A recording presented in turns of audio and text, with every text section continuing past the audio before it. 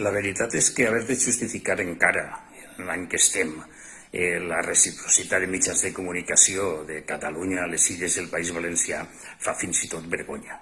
En l'època, diríem, de la globalització, després de tants anys, diríem, de la digitalització i dels avanços tecnològics, creure que unes fronteres, diríem, autonòmiques, que no són ni tan sols estatals, poden resguardar-se de la tecnologia i, per tant, dels fluxos comunicatius és senzillament no conèixer el món en el que estan.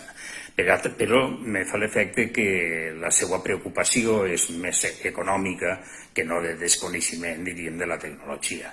Ells saben perfectament que les comunitats lingüístiques que no constituïsquen una massa crítica de consumidors no tenen moltes possibilitats de futur.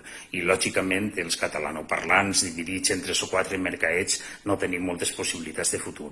Però junts sí que constituïm el que podríem dir una comunitat lingüística de talla mitjana, una miqueta en la línia i en la quantitat demogràfica que tenen també les llengües nòrdiques i que permet constituir un mercat viable i una massa crítica de consumidors que fa que aquesta llengua pugui tindre alguna possibilitat en la societat, diríem, global en què estem. I això realment és el que es cou.